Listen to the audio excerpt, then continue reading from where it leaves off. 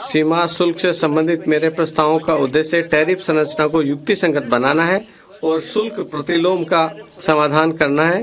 इससे घरेलू विनिर्माण और मूल्य संवर्धन को सहायता मिलेगी, निर्यात को बढ़ावा मिलेगा, व्यापार सुविधाजनक बनेगा और आम आदमी को राहत भी मिलेगी। जुलाई 2024 के बजट में घोषित सीमा शुल्क दर संरचना की व्यापक समीक्षा के भाग के रूप में मैं 7 टैरिफ दरों को हटाने का प्रस्ताव करती हूँ। ये 2023-24 के बजट में हटाई गई थी। 7 टैरिफ दरों से के अतिरिक्त हैं। इसके बाद शेष बची टैरिफ दरें शून्य दर पर सहित 8 रह जाएंगी।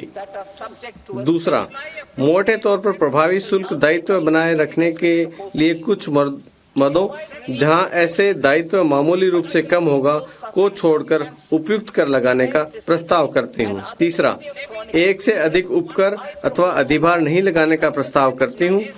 इसलिए मैं उपकर के अधीन 82 टैरिफ लाइनों पर समाज का कल्याण अधिभार से छूट देने का प्रस्ताव करती हूं। मैं अब क्षेत्र विशिष्ट प्रस्ताव प्रस्तुत करती हूँ। औषधि और दवाओं पर आयात पर राहत। मैं रोगियों, विशेष रूप से कैंसर, असाधारण रोगों और अन्य गंभीर जीर्ण रोगों से पीड़ित रोगियों को राहत देने के लिए 36 जीवन रक्षक औषधियों और दवाओं को बुनियादी सीमा शुल्क से पूरी तरह छूट देने का प्रस्ताव करती हूँ। मैं 6 जीवन रक्षक दवाओं को 5% के रियायती सीमा शुल्क वाली दवाओं की सूची में शामिल करने का प्रस्ताव करती हूँ। पूर्ण रूप और रियायती शुल्क उपयुक्त के निर्माताओं के लिए थोक औषधियों पर भी इसी प्रकार ये लागू होंगे। औषधियों कंपनियों द्वारा चलाए जाने वाले रोगियों सहायता कार्यक्रमों के अंतर्गत विशिष्ट औषधियां और दवाएं BCD से पूरी तरह छूट प्राप्त हैं, बशर्ते कि दवाओं की आपूर्ति रोगियों को निःशुल्क की जाए। मैं 13 नए रोगी सहायता कार्यक्रम के साथ साथ 37 अन्य दवाओं को इसमें शामिल करने का प्रस्ताव करती हूँ। घरेलू विनिर्माण और मूल्य वर्धन को सहायता। महत्वपूर्ण खनिज। जुलाई 2024 के बजट में मैंने 25 ऐसे महत्वपूर्ण खनिजों पर BCD से पूरी तरह से छूट दी थी जो घरेलू तौर पर उपलब्ध नहीं है। मैंने 2 अन्य ऐसे खनिजों पर भी BCD कम की थी ताकि विशेष रूप से MSME द्वारा उनकी प्रोसेसिंग को बड़ा प्रोत्साहन दिया जा सके। अब मैं कोबाल्ट पाउडर और लिथियम आयन बैटरी, पारा, जिंक और 12 अन्य महत्वपूर्ण खनिजों के अपशिष्ट एवं अवशिष्ट पर पूरी तरह से छूट का प्रस्ताव करती हूँ। इससे भारत के विनिर्माण के लिए उनकी उपलब्धता सुनिश्चित करने तथा हमारे युवाओं को लिए अधिक रोजगार उपलब्ध कराने में मदद मिलेगी। मैं प्रतिस्पर्धी मूल्यों पर तकनीकी वस्त्र उत्पादों जैसे कृषि वस्त्रों, चिकित्सा वस्त्रों, भू वस्त्रों के घरेलू उत्पादन को बढ़ावा देने के लिए पूरी तरह से छूट का प्रस्ताव। वस्त्र मशीनरी की सूची में 2 अन्य प्रकार के शटल रहित करघों को शामिल करने का प्रस्ताव करती हूँ।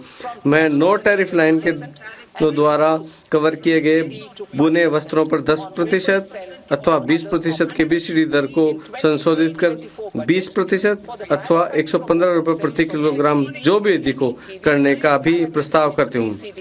हमारे मेक इन इंडिया नीति के अनुसार और प्रतिलोम शुल्क संरचना को ठीक करने के लिए मैं इंटरेक्टिव फ्लैट पैनल डिस्प्ले पर BCD को 10% से बढ़ाकर 20% करने और ओपन सेल तथा अन्य घटकों पर BCD को कम करके 5% का प्रस्ताव करती हूँ। वर्ष 2023-24 के बजट में मैं LCD LED टेलीविजन के ओपन सेल के विनिर्माताओं के लिए ओपन सेल के पुर्जों पर BCD को 5% से कम करके 2.5% कर दिया था। ऐसे ओपन सेल के विनिर्माताओं को और बढ़ावा देने के लिए हम इन पुर्जों पर BCD छूट प्राप्त होगी। Lithium ion battery. मैं इलेक्ट्रॉनिक वाहनों के बैटरी के विनिर्माण के लिए 35 अतिरिक्त पूंजी वस्तुओं और मोबाइल फोन बैटरी विनिर्माण के लिए 28 अतिरिक्त पूंजी वस्तुओं को छूट प्राप्त पूंजीगत वस्तुओं की सूची में शामिल करने का प्रस्ताव करती हूँ। इससे मोबाइल और इलेक्ट्रॉनिक वाहन दोनों के लिए लिथियम आयन बैटरी के घरेलू विनिर्माण को बढ़ावा मिलेगा।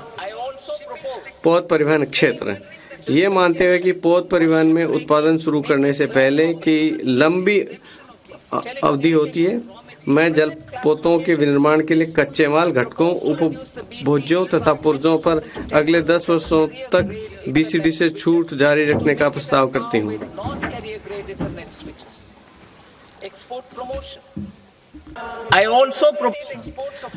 मैं पुराने पोतों को तोड़ने और अधिक प्रतिस्पर्धी बनाने के लिए इस सामान छूट देने का भी प्रस्ताव करते हूँ। मैं वर्गीकरण उत्पादों को रोकने के लिए कैरियर ग्रेड इथरनेट स्विच पर BCD non carrier ethernet switch को सक्षम बनाने के लिए 20% से कम करके 10% का प्रस्ताव करती हूँ। हस्तशिल्प के निर्यात को बढ़ावा देने के लिए मैं निर्यात की समयावधि को 6 महीने से बढ़ाकर 1 वर्ष करने का प्रस्ताव करती हूँ, जिससे आवश्यकता पड़ने पर आगे और 3 महीने के लिए बढ़ाया जा सकता है। मैं शुल्क मुक्त इनपुट की सूची में 9 और मदों को शामिल करने का भी प्रस्ताव करती हूँ। लेदर क्षेत्र, मैं घरेलू मूल्य वर्धन और रोजगार के लिए आयात और सुविधाजनक बनाने के लिए वेट ब्लू लेदर पर BCD से पूर्ण छूट देने का प्रस्ताव करती हूँ। मैं छोटे चर्म शोधकों द्वारा निर्यात को सुविधाजनक बनाने के लिए क्रस्ट लेदर को 20% निर्यात शुल्क से छूट देने का भी प्रस्ताव करती हूँ। समुद्री उत्पाद, वैश्विक समुद्री खाद्य व्यापार को भारत की प्रतिस्पर्धात्मकता को बढ़ाने के लिए विनिर्माण हेतु फ्रोजन फिश पेस्ट और इसके जैसे उत्पादों के निर्यात पर BCD को 30% से घटाकर 5% करने का प्रस्ताव करती हूँ। मैं मछलियों और झींगों का आहार बनाने के लिए फिश हाइड्रोसिलेट पर BCD को 15% से घटाकर 5% करने का प्रस्ताव करती हूँ। जुलाई 2024 के बजट में वायुयानों और जलयानों के लिए घरेलू MRO के विकास को बढ़ावा देने के लिए मैंने मरम्मत के लिए आयातित विदेशी मूल की वस्तुओं को निर्यात की समय सीमा 6 महीने से बढ़ाकर 1 वर्ष की थी, जिसे आगे 1 वर्ष के लिए और बढ़ाया जा सकता है। अब मैं रेल सुविधाओं के लिए भी इसी छूट का प्रस्ताव भी करती हूँ।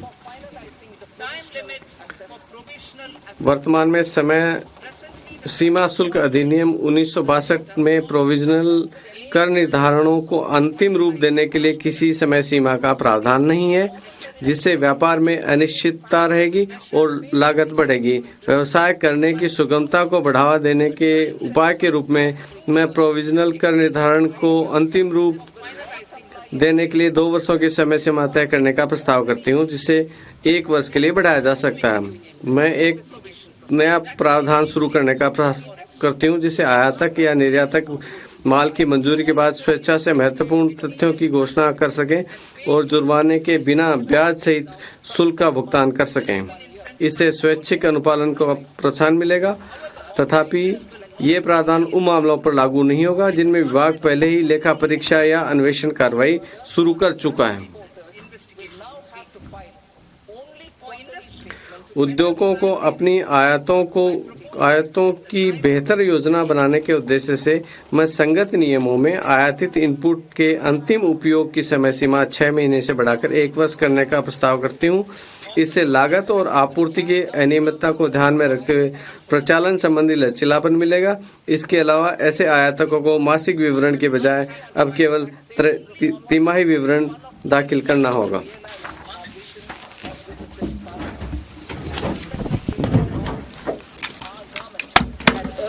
Ushered in Bharatiya Nyaya Sanhita, replacing Bharatiya Danda Sanhita. I am happy to inform. अपने प्रत्यक्ष कर प्रस्तावों पर आती हूँ।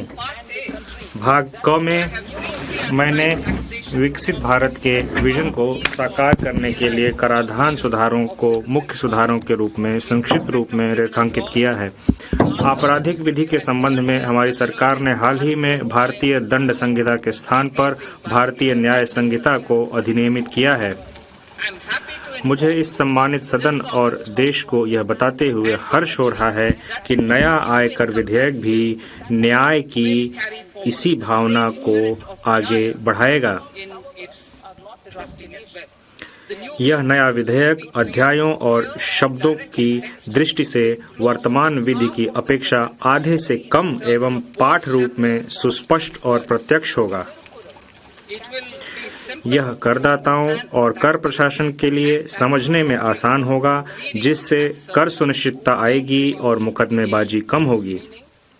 तथापि सुधार मंजिल नहीं है, बल्कि हमारे लोगों और अर्थव्यवस्था के लिए अच्छे परिणाम प्राप्त करने के साधन मात्र हैं। सुशासन प्रदान करने के लिए प्रक्रियाशील होने की आवश्यकता होती है। द थिरुकुरल ने श्लोक 542 में इसे व्यक्त किया है, जो इस प्रकार है: वानों की वाजहुम उलागेल्ला मन्नावन कोनों की वाजहुम कुडी, अर्थात जैसे जीवित प्राणी वर्षा की आशा में जीते हैं, वैसे ही नागरिक सुशासन की आशा में जीते हैं। हमारी सरकार इस बात के लिए प्रतिबद्ध है कि जमीनी हकीकत पर पैनी नजर रखते हुए और स्थितियों का गहन जायजा लेते हुए उचित प्रक्रिया की जाए और इसके साथ ही राष्ट्र निर्माण के हमारे प्रयासों के साथ संतुलन भी बनाए रखा जाए। निम्नलिखित उपाय इस बात का ब्यौरा देंगे कि प्रधानमंत्री मोदी जी के नेतृत्व में हमारी सरकार ने नागरिकों द्वारा व्यक्त आवश्यकताओं को समझने,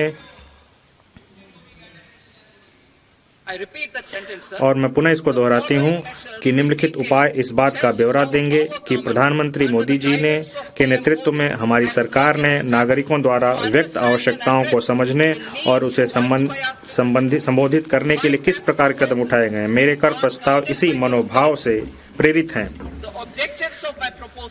मेरे प्रस्ताव के उद्देश्य इस प्रकार हैं: मध्य वर्ग पर विशेष ध्यान देते हुए व्यक्तिगत आयकर सुधार, कठिनाइयां कम करने के लिए टीडीएस और टीटीएस को युक्ति संगत बनाना, स्वैच्छिक अनुपालन को प्रोत्साहित करना, अनुपालन के बोझ को कम करना, व्यवसाय कम करने की सुगमता, रोजगार और निवेश।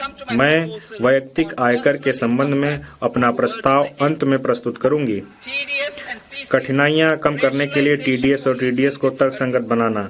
मैं टीडीएस की दरों और सीमाओं की संख्याओं को उसे युक्ति संगत बनाने का प्रस्ताव करती हूँ। इसके अलावा बेहतर स्पष्टता और एकरूपता के लिए टीडीएस हेतु राशि की सीमा बढ़ाई जा रही है।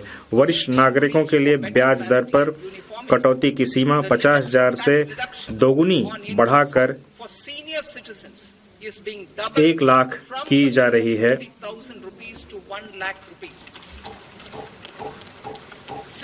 इसी प्रकार किराए पर टीडीएस के लिए वार्षिक सीमा जो कि 2.40 लाख से बढ़ाकर 6 लाख कर दी गई है। इससे टीडीएस देयता वाले लेन देनों की संख्या में भारी कमी आएगी और भुगतान पाने वाले छोटे करदाता लाभान्वित होंगे।